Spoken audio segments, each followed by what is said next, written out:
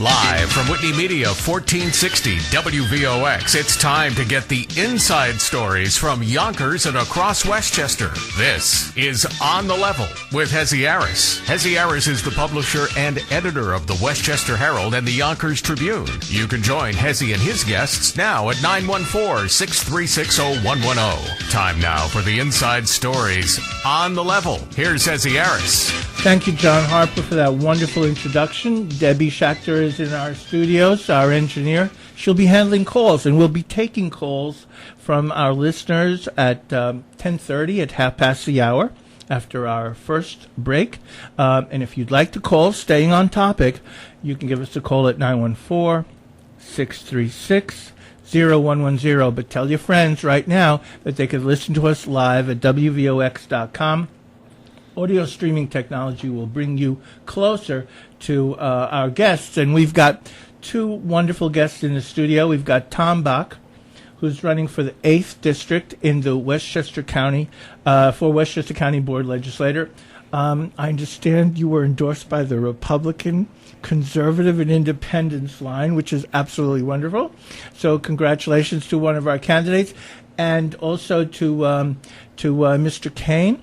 And he's running for the 4th District. I made one major mistake yesterday, had it fixed, but I'm going to have trouble all day, I could tell. So 4th District, and also Westchester County Board Legislator, and you were endorsed by the Republican Party and the Conservative. So there you go. So we're moving on up, as they say. On the line right now, though, in Tom Bach's backyard, is one of his potential constituents, Kurt Knudsen. He's the new director from the Greenberg Nature Center. Kurt, how are you? Good morning, Hezi. How are you? Oh, my pleasure. You've got some exciting stuff going on over there. We started to hear a little bit more about GNC, the Greenberg Nature Center, a couple of weeks ago when Maestro Jim Sadewhite from the Yonkers Philharmonic Orchestra got involved with you on a joint membership-enhancing venture, and they also performed in Scarsdale on your property. So what's gone on since then? Because I hear you moving ahead quickly. Yes, Hezi, we did have the Yonkers Philharmonic here several weeks ago, and it was a first-time event for us. So we certainly look forward to working with Jim in the future. But an event, Hezi, that we have coming up this Sunday is a environmental music concert. Yeah, I spoke to you about that earlier this morning. It's very exciting in my mind. Yes, it basically Solar Punch, which is a local music band, will be performing here with other music groups. And what's really interesting about these groups is that they perform their instruments with solar energy. So we're real excited about putting this event on.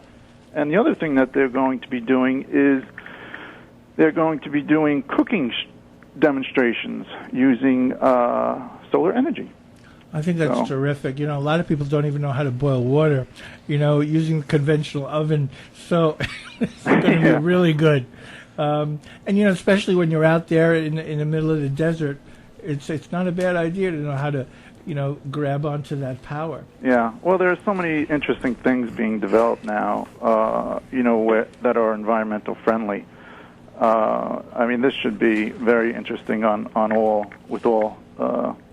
It really is, actually. It's quite exciting. I hope people don't make light of it. It's exciting because we're at the beginning, at the lowest level in the evolution of the technology. Yeah. And it's really quite exciting. The concept of being able to harness power, solar power or wind power that's renewable, or so it seems, for a very long time is just overwhelming. Yeah. Very exciting. I understand you also have a new website that you guys created. We do. We just launched it last week.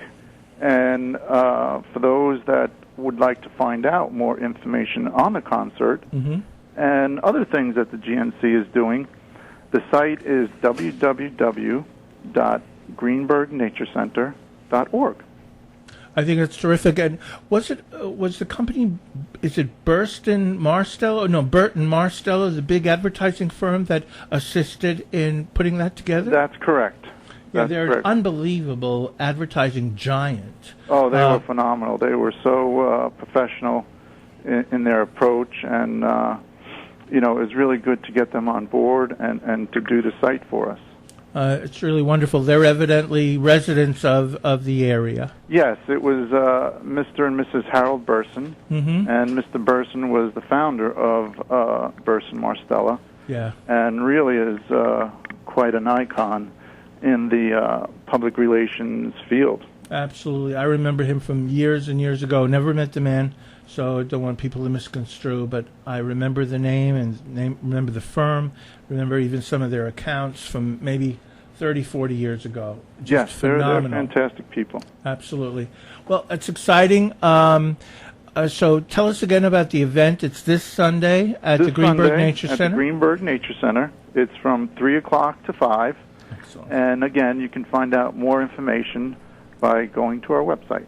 Excellent. Thank you very much, Kurt. I really appreciate your making the time today, and I hope you'll be willing to come back when there's some new events that'll stir the minds of a lot of people, both old and young. Absolutely, Hezzy, and thank you for having me on. Oh, it's my pleasure. Thank you. Well, have a good day. So now it's about 10:13, 10:14. We're going to start to speak to some of our guests, and I'm going to throw the biggest question right at them, from the very beginning, because these are the tough questions we ask on the show. And so maybe we'll start with Tom Bach. What caused you, or were you delusional when you decided to get into politics? Or were you always into politics and now you decided to run? Now, how did you get over that hurdle? It's a little bit of both. Delusional? Actually, there's kind of three aspects to it. But first, thanks for having me on the show. I appreciate the opportunity to be here and actually to talk to people out there that I might not run into or be able to see. Yeah, we're all over. I just want you to know our audience is vast. We go all the way out to Long Island and Queens. Well, I'm not running for Long Island. You're not running for I'm going to leave that to Peter King. Oh, okay, but, good. What I'm looking at is I've been involved and always interested in politics. I participate in not only my own town board meetings, but I actually go to other meetings to see what's going on in other communities. And one of the interesting things for me is we have a project in my neighborhood, which is a West Hab project, and I know West Hab is throughout the county, and they've affected a lot of communities. We used to have a homeless hotel in my community. When the county finally closed that down, it was vacant, and all the associated issues that come and the problems that come with the people that come to these homeless hotels disappeared when everything left. Behind our back, the county went ahead and purchased the property, and through whatever manipulations, it ultimately wound up in West Hab's hands. And I have no problem with West Hab per se, but they proposed a project in my neighborhood that is easily triple the size of what's there. And I think a lot of people agree that development is okay, but overdevelopment is not. Because it's way oversized for the imprint that it would have to work with. It's 0.7 acres. It's not even 3/4 of an acre of land, and they proposed a 6-story building originally there. And we went to... And that's part of the disingenuous aspect of the whole process, because they first proposed 6 stories, and because of your outcry and so many others in your community in Fulton Park, at the end it was reduced to, 3 stories? To 3 stories. But so why did they come up with this stuff in the beginning? Well, at each step... and I get very, very upset very quickly. Yeah, I can tell. And I can't answer to why West Hab would do what they did. But when we met with West Hab, they showed us 6 stories and said the only way this could be economically profitable for them would be to be 6 stories. Every time we complained to the town, they just ignored us. We tried to reach out to Lois Bronze, and it turns out Lois Bronze is somewhat behind this, and the county is... Well, maybe because she's retiring. Could be. But with the county behind it and the town on board with this, this was a done deal, and this is the kind of thing that turns people off to government. So when you ask me why am I running, it's things like this that